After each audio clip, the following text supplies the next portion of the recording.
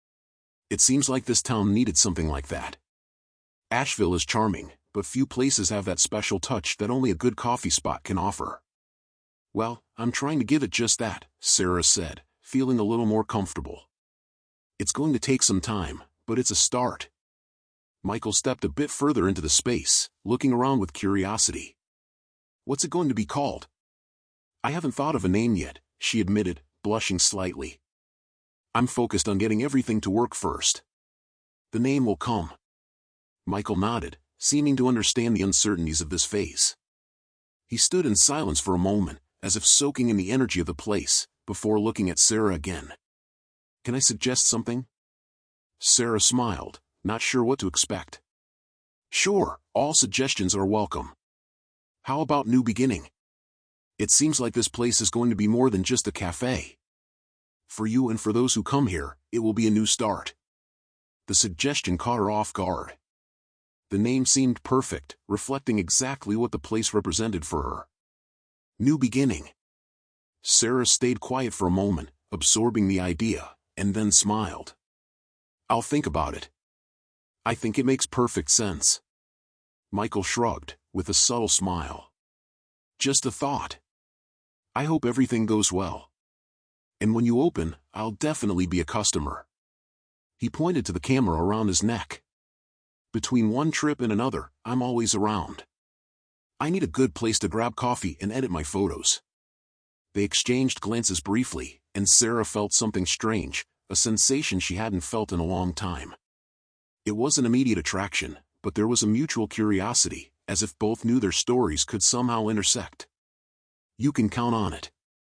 I promise it'll be the best coffee you've ever had, Sarah joked, feeling more at ease in the conversation. I'm already looking forward to it, he replied, waving as he turned to leave. Good luck with everything, Sarah. She watched him walk down the street and stood there for a few minutes, thinking about what had just happened. Michael was an intriguing presence. There was something about him that left her unsettled, but at the same time, curious. He seemed at ease with the world, as if he didn't belong anywhere, but could make any place feel familiar. As she went back inside, Sarah found herself thinking about that encounter. There was no time for distractions. Her focus now was on the cafe, her children, rebuilding her life. Even so, she couldn't shake the feeling that Michael was different from anyone she had ever met. The days that followed were intense. Between taking the kids to school, shopping, and overseeing the work at New Beginning, Sarah had already decided that would be the name of the cafe. She barely had time to breathe. But somehow, it kept her motivated. Each completed stage of the cafe brought her closer to her dream. And, curiously, every time she found herself thinking about Michael, she forced herself to get back to work, as if staying busy could prevent any chance of emotional distraction. One afternoon, while finishing the last details of the decor, Betty showed up with a curious smile on her face. Looks like you've made friends with Michael, huh? Sarah looked up, surprised, not knowing how to respond. I don't know if friends is the right word. He just stopped by, and we talked a bit. Betty gave a smile Sarah knew well. It was the kind of smile that indicated her neighbor knew more than she was letting on. He's a good man. A bit mysterious, travels a lot, but everyone here likes him. Maybe you should get to know him better. She winked before leaving Sarah alone with her thoughts. As much as she wanted to ignore it, Betty's suggestion kept circling in her mind. Sarah felt like something was changing inside her. It was as if, for the first time in years, she was beginning to allow herself to think about her own desires. But that scared her. She wasn't ready yet. At least, that's what she kept telling herself. The first rays of sunlight streamed through the windows of Sarah's small house as she hurried the kids off to school. It was a morning like any other, filled with forgotten backpacks and last-minute lunches, but today something different hung in the air. The New Beginning was finally ready to open its doors, and the day promised to be decisive. Come on, everyone, hurry up. We're going to be late, Sarah said, adjusting her youngest daughter Emma's jacket while balancing a stack of cardboard boxes that were to be taken to the cafe. Mom, do you think there will be a lot of people at the cafe today? Asked Thomas, the middle child, as he tied his shoes at the door. Sarah took a deep breath, trying to hide her anxiety.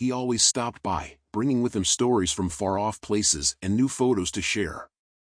He was an attentive listener and never seemed rushed, something Sarah appreciated, as their conversations provided a welcome pause from the day's hustle. However, with the cafe's success came new challenges. Sarah knew that managing the business alone would be complicated, and the weight of responsibility was starting to take its toll. Bills, physical fatigue, and the need to always be available for her children and the cafe began to pile up. Though she had made some friends in town and received occasional support from Betty and other moms, she longed for something more stable, someone with whom she could share the burden. One particularly exhausting night, after closing the cafe, she finally broke down. The kids were already in bed, and Sarah sat at the kitchen table, her head resting in her hands. The emotional and physical exhaustion overwhelmed her, and tears she could no longer hold back began to fall silently. She wondered if she could truly move forward on her own. No matter how determined she was to prove to herself that she was strong and independent, moments like this made her question whether she had made the right choice by trying to do everything alone. In that moment of vulnerability, the sound of a notification on her phone made her lift her head. It was a message from Michael. "I saw your cafe was full today. You're doing really well. Congratulations. If you need anything, I'll be around." Sarah read the message several times, feeling a wave of gratitude wash over her. It was as if he somehow knew exactly what she was going through at that moment. She didn't respond right away, but his words gave her a small boost. Maybe she really wasn't as alone as she thought. Winter was approaching in Asheville, and the city was beginning to decorate for the holiday season. The biting cold made the streets quieter, but inside the new beginning, the warmth of coffee and the aroma of freshly baked sweets kept the atmosphere cozy. Sarah began to notice a more consistent flow of customers, many familiar faces and some new ones, drawn by the buzz surrounding the place. Still, the initial success was starting to take its toll. That afternoon, exhaustion was piling up. Sarah had barely slept in the past few weeks, splitting her time between the cafe and her children. The weight of responsibility felt heavier each day. Betty had offered help several times, but Sarah hesitated to accept it. Proud, she believed she could manage everything on her own. It had always been that way since she decided to start over, and she didn't want to admit that she needed support. While preparing an order at the counter, Sarah felt a slight dizziness. She took a deep breath, trying to ignore it, but fatigue was consuming her. Her hands trembled slightly as she served the coffee. "Mom, I'm hungry," Emma said, tugging at the hem of her apron. It was a weekend, and the kids were with her, as often happened when there was no one else to watch them. Sarah looked at her daughter, struggling against the irritation that fatigue brought. She knew it wasn't Emma's fault, but in that moment, the pressure felt unbearable. "I'll get you a snack in a minute, Emma. Just wait a little longer, okay?" Sarah replied, trying to keep her calm. "But I'm hungry now," the little girl insisted, her face scrunching up as if she were about to cry.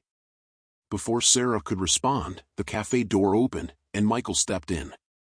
He observed the scene for a moment, noticing the evident fatigue on Sarah's face. He approached the counter, but instead of ordering something, he simply looked at her with a concerned expression. "Are you okay?" he asked, his tone more serious than usual. Sarah took a deep breath, forcing a smile. "I'm fine. Just a little tired, but that's normal, right? It's part of starting a business." Michael leaned in slightly, keeping his gaze steady. "You're more than a little tired, Sarah. I've seen you work before, and today you look like you're at your limit." She tried to look away, but his words hit her unexpectedly. He was seeing her in a way that few could. She hated to admit it, but he was right. The weight of everything was becoming increasingly difficult to bear. I'm trying to do the best I can," she confessed, lowering her eyes. "The kids depend on me. The cafe, everything depends on me." Michael watched her in silence for a moment before speaking again. "Maybe you don't have to do this alone." Sarah blinked, surprised by the simplicity of his words. The idea that she could accept help had seemed absurd to her for months. After all, her entire fresh start had been based on the notion of being self-sufficient, proving she could do everything on her own. But now, looking at Michael, something within her began to waver. "I don't know how," she started, but was interrupted by Thomas, who came running to the counter. "Mom, we're out of juice. Can we get more?" She rubbed her forehead, feeling the pressure build again. Michael, noticing the situation, stepped closer. "I can help with them for a bit," he offered calmly. "I like kids, and I have some free time before my next trip. You could take a break, even if just for a few hours." Sarah hesitated. The idea of trusting her children to someone other than herself made her uncomfortable, but the exhaustion in her body and mind was starting to win. She looked at Michael, trying to decide if she could rely on him. He had always been kind and discreet, and the kids liked him, but the feeling that she was losing control over everything made her uneasy. "I don't want to impose on you," she said, her voice weary. "It wouldn't be an imposition," he replied with a calm smile. "Besides, I think we all need a break now and then. Even you." Sarah pondered for a few more moments, but ultimately, exhaustion spoke louder. She nodded slightly. "All right. If you can watch them for a bit, I think I'll accept." Michael smiled, relieved that she had agreed. "Leave it to me." "All right, everyone, how about we go for a little walk?" he said, turning to the kids, who looked at him with excitement. The three of them quickly raced to the door, thrilled at the idea of going out with Michael. Sarah watched them leave, feeling a mix of relief and guilt. She was breaking her promise to do everything on her own. But for a moment, she allowed herself to feel the weariness without guilt, accepting that perhaps needing help wasn't a sign of weakness after all. The rest of the afternoon felt somewhat lonely, but for the first time in a long while, Sarah had a moment to breathe. She sat at one of the cafe tables, something she never managed to do during her shift, and simply closed her eyes for a few minutes. The silence felt welcoming, and although she still carried the weight of responsibilities, the absence of the usual hustle and bustle eased some of her stress. A few hours later, Michael returned with the kids, who burst through the cafe door, brimming with stories about their trip to the park.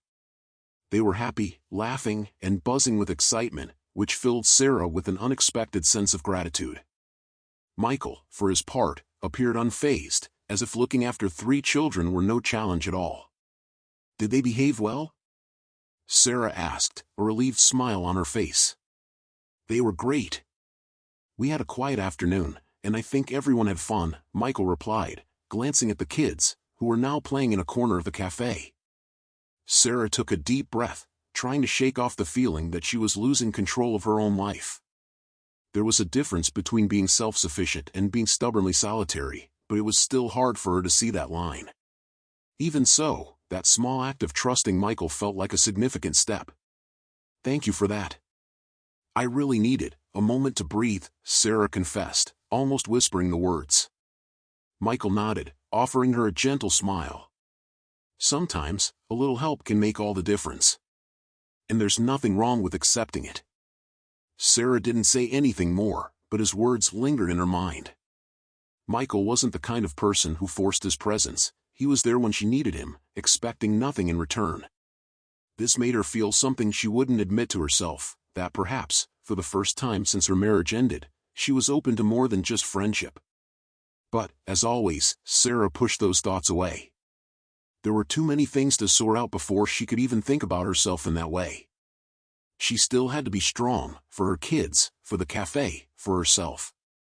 Yet that night, as she went to sleep, the last image that crossed her mind was of Michael holding Emma's hand in the park. Maybe, just maybe, not everything had to be done alone. The following weeks passed in a blur. The cafe New Beginning continued to attract new customers, and the hectic pace made Sarah feel like an acrobat, trying to balance everything at once: the kids, the cafe, and her own well-being. Despite the constant compliments about the cozy atmosphere and the quality of the products, Sarah found herself increasingly overwhelmed. One afternoon, as she busily worked at the counter, listening to the hum of customers mixed with the clinking of cups, her phone vibrated in the pocket of her apron. It was the school calling about Thomas. Sarah's heart raced, a chill running down her spine. She dropped what she was doing and quickly answered. "Hello? Miss Sarah, this is the school nurse. Thomas isn't feeling well. He seems to have a fever and needs to be picked up. Sarah closed her eyes for a moment, trying to process the information. The cafe was full, and she had no one to cover her shift. Taking a deep breath, she knew she had no choice. "I'm on my way right now." "Thank you for letting me know," she replied, hanging up quickly. She looked around, trying to find a quick solution. The day was busy, and she knew that leaving abruptly could impact sales and customer service. Her mind raced, searching for an exit. Just then, Michael walked through the cafe door. It was as if he knew she needed help before she even asked. He looked at Sarah and immediately sensed that something was wrong. "What happened?" he asked, approaching the counter with concern. Sarah couldn't hide her relief at seeing him. "Thomas is sick at school. I need to pick him up now, but the cafe is full and I don't know what to do." Michael glanced around at the waiting customers and then turned his attention back to Sarah. "Leave it to me. I can take care of the cafe for a few hours. I'll make sure everything runs smoothly while you handle this." She hesitated for a moment, unsure whether to accept such a big favor. But her options were limited, and Michael was right there, offering the solution she desperately needed. A mix of guilt and gratitude washed over her. Meeting someone again made her feel vulnerable, but Thomas's well-being came first. "Are you sure?" "I don't want to impose," she began, but Michael interrupted her with a smile. "Sarah, it's fine. I'll help. Go get your son. I'll handle everything here." His voice, calm and confident, finally convinced Sarah to give in. "Thank you, really," she said, quickly taking off her apron and rushing toward the door. The drive to the school was a mix of anxiety and guilt. The traffic seemed to drag more than usual, and all she could think about was how everything felt out of control. Was she failing at everything? In the cafe, as a mother? Upon arriving at the school, she found Thomas sitting in the nurse's office, pale and visibly downcast. "Mommy," he said in a weak voice, reaching out for her. Sarah knelt beside her son and hugged him tightly, feeling the heat of his fever. "It's going to be okay, my love. Mommy's here now," she said softly, trying to hide the whirlwind of emotions inside her. After signing the necessary papers, she took him home. Once home, she settled Thomas into bed, trying to keep him comfortable while her mind was plagued with worry about the cafe. Would Michael be able to handle everything? What if something went wrong? She knew he was trying to help, but insecurity gnawed at her. As night fell, Thomas finally drifted off to sleep, his fever starting to subside. Sarah glanced at the clock and realized it was late. She decided to send Michael a message, checking in to see how things were going at the cafe. "How are things there? Do I need to come back?" The reply came quickly, "Everything's under control. Stay with Thomas. I closed the cafe and cleaned up. You can handle the details tomorrow."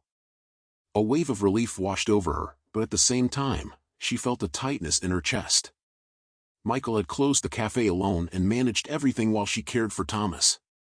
It was invaluable help, but she felt indebted to him. "Thank you, Michael. I don't know what I would have done without you today."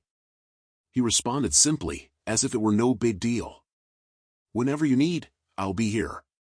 Those words made her pause for a moment. He was genuinely there for her in a way that no one had been in years, and it left her feeling unsettled. The next morning, Sarah arrived at the cafe early, feeling more rested but still burdened with worries.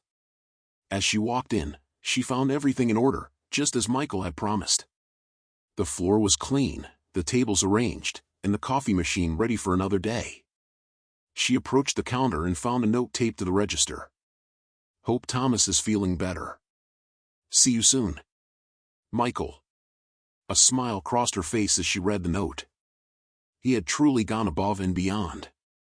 As she tucked the note into her pocket, the kids appeared in the kitchen, still sleepy. Thomas, with a slightly pinker face, smiled at her. "Is the cafe opening today, Mommy?" Sarah looked at him, knowing work was calling, but also realizing she needed to take a break for herself and the kids. This constant rush couldn't go on. She knelt beside Thomas and ruffled his hair. "Today, we're going to rest a bit more. The cafe can wait. We can't." Those words seemed to lift a weight inside her, a pressure that had been building for weeks. For the first time, Sarah was learning that it was okay to pause, breathe, and ask for help. There was something more important than the cafe or the expectations she placed on herself. The kids needed her presence, and she needed to take care of herself too. Later that day, as Sarah walked with the kids in the park, enjoying a rare moment of tranquility, her thoughts drifted back to Michael. He was becoming a constant presence in her life, always showing up when she needed him most, asking for nothing in return. They hadn't yet talked about what this meant, and Sarah wasn't ready to admit that there might be something more between them than friendship. But deep down, she knew something was growing. Maybe it was the start of something new, or perhaps just a friendship she never knew she needed. Either way, she felt grateful. As the children ran ahead, playing with the dry leaves scattered by autumn, Sarah looked up at the sky, taking a deep breath. For the first time in a long while, she felt that despite everything, she was in control. Not completely, not all the time, but enough. She was learning to accept help from those around her and, more importantly, realizing she didn't have to face the chaos alone. As winter began to give way to the light breeze of spring in Asheville, Sarah looked out the window of the cafe while stirring the last batch of cookies. Regular customers were arriving with smiles and words of encouragement, and although fatigue was still a constant presence in her life, something inside her was changing. Michael continued to be a constant figure, and his help in recent weeks had been invaluable. He was no longer just a customer or an occasional friend, he had become someone Sarah could trust. However, this trust brought with it an internal conflict that she didn't know how to resolve. That afternoon, while the cafe operated at its usual pace, Michael walked in, camera in hand as usual. He scanned the room, noting the familiarity of the place that was starting to feel like his too. He approached the counter and smiled at Sarah. "I brought some photos from my last trip. Thought you might like to see them," he said, pulling a small album from his backpack. "Michael, you're always traveling and taking amazing photos." "It's hard not to want to see what you capture," Sarah replied, smiling. She wiped her hands on her apron and joined him at the table where he had sat down, as other customers quietly sipped their coffees. Flipping through the album, Sarah admired the images. Snow-covered mountains, dense forests, and vibrant cities leaped from the pages, each with a story that Michael seemed to tell with every click. "These are wonderful," she said, captivated by Michael's sensitivity in capturing such unique moments. "How do you always manage to be in the right place?" Michael chuckled softly. "I think it's a combination of luck and patience. Sometimes you need to wait hours for the perfect light. Other times, everything aligns as if it were planned." As Sarah continued to flip through the photos, one of them suddenly caught her attention. It was an image of a woman in a cafe, sitting alone, with a distant gaze out the window. The pose and the soft light enveloped her in a way Sarah recognized very well. "That woman," she began, looking up at Michael. He averted his gaze for a moment, as if caught in a deep thought. "It's you, Sarah," he admitted, with a hesitant smile. She blinked in surprise. The image was of her, taken during one of the rare moments when she allowed herself a pause at Novo Comico. The way Michael captured her was delicate, almost intimate, as if you were seeing something she couldn't recognize in herself. "I didn't know you took this photo," Sarah said, her voice soft, still processing the image before her. "I didn't want to intrude," Michael replied, shrugging. "But that day, you seemed so focused, so immersed in your own world, that I thought it was a beautiful moment. Sometimes, we forget how strong we are when we're alone." Sarah fell silent, observing the image of herself. It was curious how a photo could capture not just a moment, but also the essence of what one felt. She remembered that afternoon, the cafe calm, her mind filled with worries, yet there was a peace she hardly recognized in that instant. "It's funny," she started, still looking at the photo. "Sometimes I feel like I'm fighting to be strong, but really, I'm just trying to survive." Michael watched her closely, his eyes filled with understanding. Strength isn't just about facing the world head-on. Sometimes it's knowing when to take a break and allowing yourself to feel. "You've been doing that more than you realize, Sarah." His words struck a deep chord within her. The idea that he saw her not only as a mother or a businesswoman, but as someone who needed moments of vulnerability, was both comforting and daunting.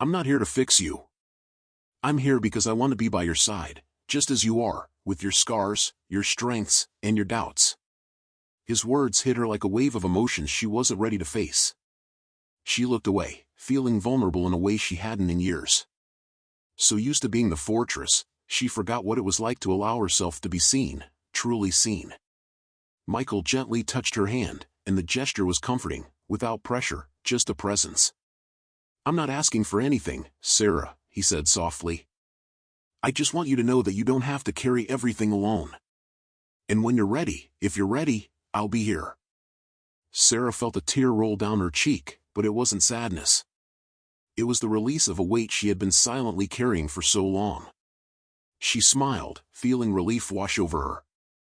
Thank you, Michael, she said, not knowing what else to say in that moment.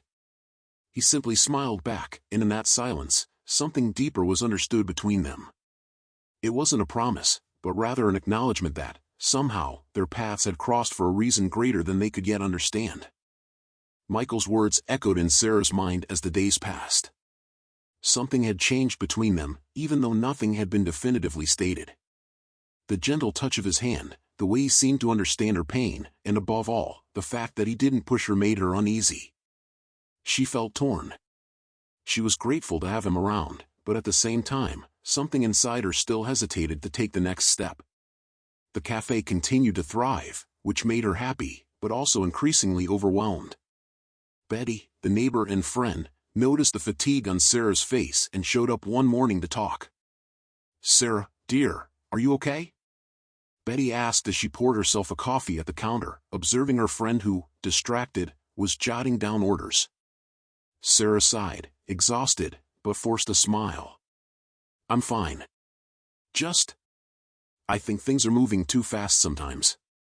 The cafe, the kids, and now Michael, the words slipped out before she realized, and Betty smiled mischievously. Oh, so now you admit it? I knew there was something between you two, Betty said with a light laugh. Sarah rolled her eyes, smiling back, but the discomfort was real. It's not that simple, Betty. I like him, of course, but I don't think I'm ready for that. I still feel like I'm recovering from everything that happened with David.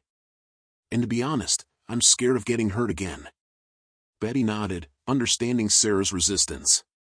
Dear, there's no clock for these things. But you can't let fear stop you from experiencing something beautiful. Michael seems to be a different man from David, and you've noticed that yourself. Maybe it's time to let someone support you instead of carrying the world on your own.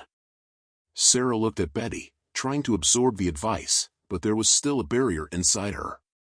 The fear of repeating the past was a constant shadow. David's betrayals, the pain of the divorce, these had all left deep marks. She knew that trusting again was a huge risk. In the late afternoon, after closing the cafe, Sarah returned home with the kids. Thomas and Emma were running around the living room, laughing and playing, while she tried to prepare dinner. However, her mind was elsewhere, lost in thoughts about her conversation with Betty and Michael's words. Why is this so difficult? She wondered as she stirred the sauce in the pan. She wanted to trust him, to open her heart, but something held her back. When she was alone with her thoughts, it felt as if she was reliving every detail of her past relationship, the pain, the betrayal, the broken promises. How could she allow herself to love again? That night, after putting the kids to bed, Sarah decided she needed to clear her mind. She grabbed her phone and, impulsively, sent a message to Michael. Do you have a minute? I'd like to talk. The reply came almost immediately. Sure. I'm nearby.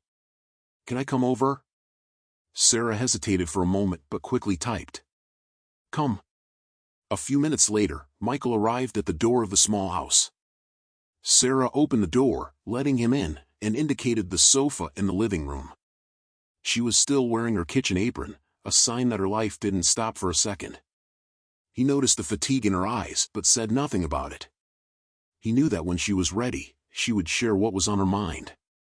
So, what did you want to talk about? He asked calmly, sitting on the sofa and fixing his gaze on her. Sarah took a deep breath before speaking. I wanted to talk about us. The words came slowly, as if she were choosing each one carefully. "I've been thinking a lot about what you said that night in the park. And about this thing between us." Michael remained silent, giving her the time she needed to continue. "I like you, Michael. Much more than I thought would be possible after everything that happened with David." She paused, and Michael nodded slightly, not interrupting her. "But there are still parts of me that are broken. And I don't know if I'm ready for something more." Michael smiled, a calm and understanding smile. "I understand, Sarah. I'm not pressuring you. I know what you've been through, and I don't expect it to be resolved overnight. I'm just here. When you're ready, if you want to, I'll be here. But until then, let's just be what we are now. That's enough for me." Sarah felt a weight lift off her shoulders with those words. It wasn't a demand, it wasn't a burden. He was offering exactly what she needed: time, space, and understanding. It was as if, for the first time in a long while, she was truly being seen. "Thank you," she said sincerely. Michael smiled back, and they sat there in comfortable silence for a few minutes. There was nothing more to say. Just his presence was enough. The following days passed more peacefully. The cafe remained busy, but Sarah felt less overwhelmed. Something inside her was calming down. Perhaps it was the idea that she didn't have to make any big decisions right away. She could live in the moment, enjoy what she had now, without forcing herself to resolve everything at once. Michael continued to frequent the cafe, helping whenever he could and always bringing a kind word or a smile that made Sarah's day a little brighter. Little by little, he was becoming part of her routine, and she noticed that it didn't scare her as much as it had before. One afternoon, while preparing a cappuccino for a customer, Sarah looked around the bustling cafe and felt a satisfaction she hadn't felt in a long time. The Novo Comico was, indeed, a new beginning for her, but it was also more than that. It was a testament to her strength, to her ability to reinvent herself. As she served the customer, she heard the cafe door open again. When she looked up, she saw David, her ex-husband, standing in the doorway with an uncertain expression on his face. Time seemed to freeze. Sarah hadn't seen David since she left their old home with the kids months ago. He looked more haggard than she remembered, and there was a visible discomfort in his posture. She hadn't expected to see him there, and for a brief moment, panic rose in her throat. David looked around, as if trying to understand the place Sarah had built. Their eyes finally met, and he took a hesitant step toward her. "Sarah, can we talk?" Sarah's heart raced. She didn't know what he wanted, but David's sudden presence brought her back to that old wound, the pain and betrayal she thought she had overcome. But before she responded, she remembered who she was now. She was no longer the woman David had left behind. She had grown, fought, and built a new life for herself and her children. With her breathing steady and her head held high, Sarah faced David, feeling something different inside her. She finally knew what to say. "About what?" The silence between Sarah and David seemed to fill every corner of the cafe. The air was thick with tension, and the customers, oblivious to the emotional storm unfolding, continued their quiet conversations and sipped their hot coffees. Sarah felt the weight of David's gaze upon her, but this time, she was not the fragile, hurt woman he had left behind. She was different now. She took a deep breath, still surprised by his presence, and repeated the question, this time with more firmness. "About what, David?" David looked around, visibly uncomfortable. He was not the type of man who handled confrontation well, especially when he knew he was in the wrong. He seemed lost, out of place, as if he no longer recognized the woman in front of him. I just wanted to talk," he said, hesitantly, as if searching for the right words. "About us. About the kids. About what happened." Sarah crossed her arms, maintaining a defensive posture but without losing control. She had waited months for this moment, unsure of how she would feel seeing him again. Now that he was here, the impact was not as devastating as she had feared. What surprised her more was the calm she felt. It was as if all the tears and hurts had been processed in silence during her journey of rebuilding. "There's no us anymore, David," she said, her voice calm but firm. "You destroyed that. And I moved on. Now,